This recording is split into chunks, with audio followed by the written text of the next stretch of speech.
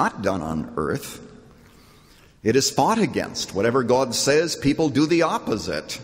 That's his revealed will. But his hidden will is always accomplished. In fact, even in Ephesians, we just read a moment ago that he works all things after the counsel of his own will. That is his hidden will, which is always done. Now let me give you an illustration. Here you have a nobleman who has a wonderful grove of trees. In fact, his whole farm is filled with trees, and he loves his trees. Maybe he even calls his trees by name.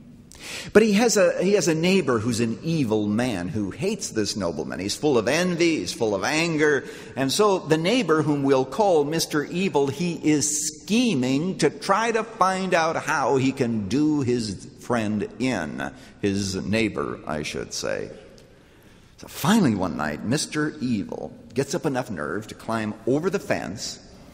He goes over and he chooses a tree in a very spacious and special place, and he works all night to chop it down. In fact, because he's so mad, he chops it right down from the roots, and he works, and then as the tree falls, unfortunately, Mr. Evil runs in the wrong direction, and the tree falls on him, and he is pinned, lying there. He's still alive, but he's in bad shape.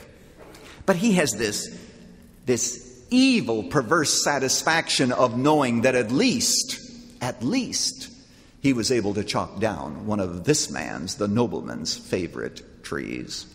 Well, in the morning, the nobleman comes walking along with a friend, and they are talking, and this man who's lying there can hear them come in the distance. And when they get near this man, this Mr. Evil, he says in a choking voice, hardly able to talk, "I know that you're going to get me, but I chopped your tree down."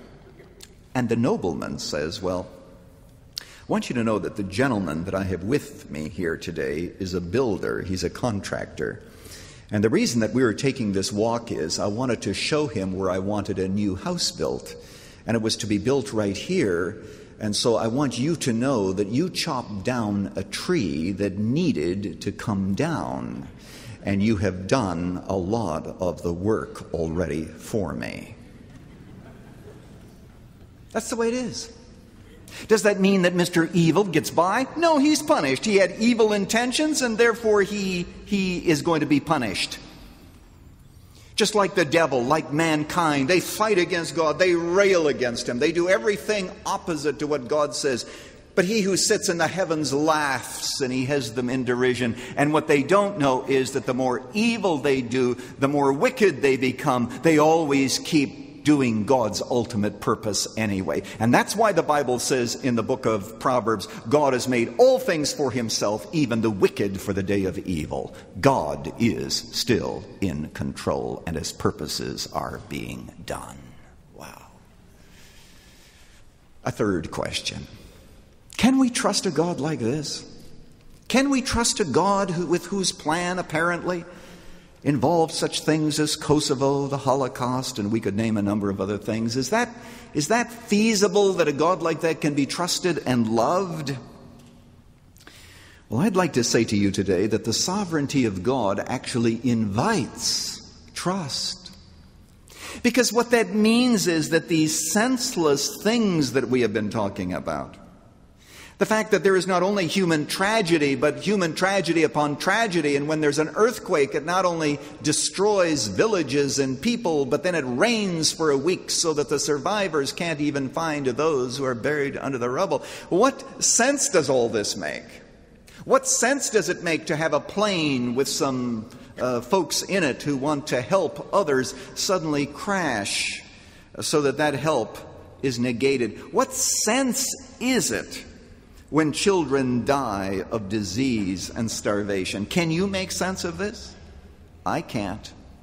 But the thing that gives me hope is the fact that God has a plan, and I have to believe that in the end, from the standpoint of eternity, once we see it from point A to point B, and we look at it through his eyes, I am convinced that all of us will eventually say, "He doeth all things well."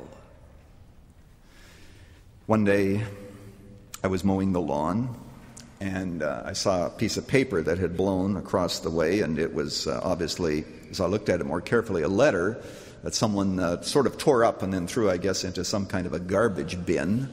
And part of the letter was there, and I read some of it because a paragraph or two were still legible, and that was the part that came to me. But of course I couldn't understand the whole story. There was so much mystery because it talked about a relationship between two people and why this person did whatever, and then it ended. And that was it. And I thought, I even looked around and said, I wonder if there are other pieces here.